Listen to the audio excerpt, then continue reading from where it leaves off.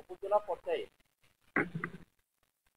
অধস্তন আদালতের কার্যক্রম বিস্তৃত করা, স্থায়ী বেঞ্চ স্থাপন করার বিষয়ে নীতিগতভাবে রাজনৈতিক দলগুলোর মধ্যে ঐক্যবদ্ধ হয়েছে।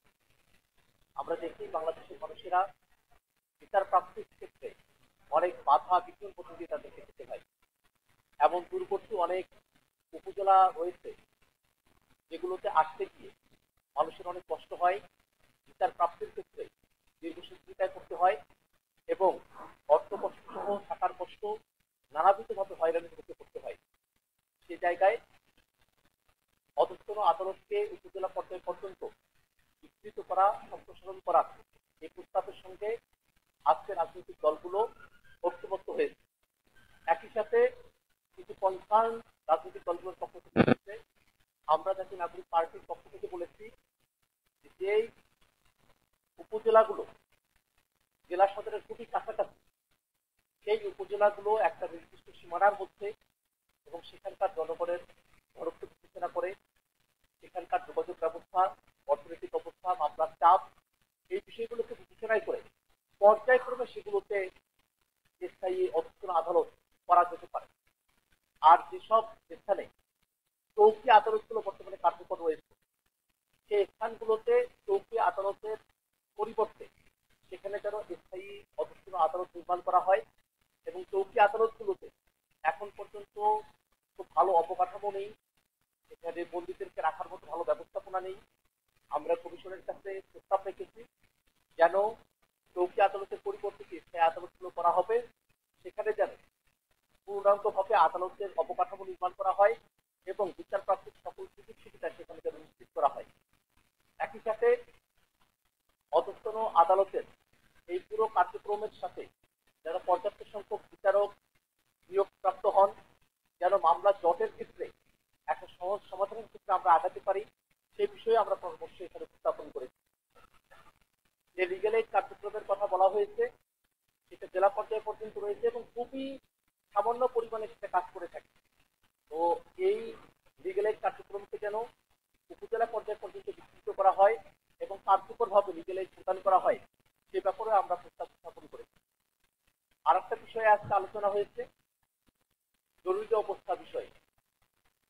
মোটা দাগে রাজনৈতিক দলগুলো বর্তমানে সংবিধানের 141 অনুচ্ছেদে জরুরি অবস্থার যে বর্ণনার কথা সেখানে বলা হয়েছে সেটাকে সংশোধনের পক্ষে একমত হয়েছে, কিন্তু সেই সংশোধনী কিরকম ভাবে হতে পারে তার ব্যাপারে মোটা থেকে এখানে ঐক্যমত্য আজ হয় নাই। কমিশনের তরফ থেকে বলা হয়েছে যাতে রাজনৈতিক ভাবে জরুরি অবস্থা কোনো অপব্যবহার না করতে পারে সে ব্যাপারে যেন একটা ডিরেকশন মধ্যে উল্লেখ করা হয়েছে। আবার একটা জিনিস বলা হয়েছে, মানুষের যে মানবাধিকারের জায়গাগুলো রয়েছে, নাগরিক অধিকারের জায়গাগুলো রয়েছে সেটাকে যেন ক্ষুণ্ণ করা না হয়, সেই ব্যাপারটাতে হাউজে এখন পর্যন্ত ঐক্যমত্য হয়নি। জাতীয় নাগরিক পার্টি এনসিপি মনে করে রাজনৈতিক দলগুলো জরুরি অবস্থা সংশোধনের বিধানকে সংশোধনের জন্য যে একমত হয়েছে সেই সংশোধনী আসলে কোন দিকে হবে তার একটা গাইডলাইন আমাদের এখানে থাকা প্রয়োজন, যাতে জরুরি অবস্থার সময়টাতে তারও বিচার প্রাপ্তির অধিকার কোনোভাবেই ক্ষুণ্ণ না হয় সেটা অবশ্যই নিশ্চিত করতে হবে। একই সাথে মৌলিক অধিকারগুলোর ক্ষেত্রে, মানবাধিকারগুলোর ক্ষেত্রে কোন কোন মানবাধিকারকে অবশ্যই জরুরি অবস্থার সময়টাতেও কার্যকর রাখতে হবে সে ব্যাপারটা নিয়ে আমাদের মধ্যে আরো বিস্তারিত আলোচনা হওয়া প্রয়োজন বলে আমরা মনে করি। আমরা দেখেছি আজকের ঐক্যমত্য কমিশনের আলোচনার সময়টাতে সংস্কার বিষয়টাকে পার্লামেন্ট থেকে ঠেলে দেওয়ার চেষ্টা করা হয়েছে।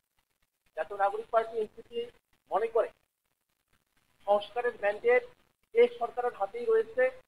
আমরা যারা ঐক্যমত্য কমিশনে বসছি, জনগণের প্রতিনিধিত্ব করছি, আমরা সংস্কারের বিষয়ে সিদ্ধান্ত গ্রহণ করবার অধিকার রাখি।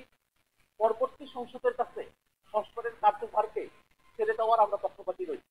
অবশ্যই জুলাই সনদকে নিছক একটি ডকুমেন্ট হিসেবে, নিছক একটি দলিল হিসেবে উপস্থাপন করার যে চিন্তা অনেকের মধ্যে প্রকাশিত হয়েছে, আমরা তার বিপক্ষে অবস্থান করি এবং আমরা মনে করি যে জুলাই সনদের মধ্যে দিয়ে যে মৌলিক সংস্কারের রূপরেখা বাস্তবায়িত হবে সেটা বাংলাদেশের সামনে রাজনীতিকে নির্ধারণ করবে, সামনে বাংলাদেশের কাঠামোকে নির্ধারণ করবে এবং সেই কাঠামোকে কিভাবে বাস্তবে রূপান্তরিত করা যায়, রেক্টিফিকেশনের পদ্ধতি কি হতে পারে, সেই ব্যাপারে যদি কেউ শুধুমাত্র সংসদের উপর নির্ভর করতে চায় এবং উপযুক্ত কমিশন যদি পার্লামেন্টের দিকেই তাদের আলোচনাকে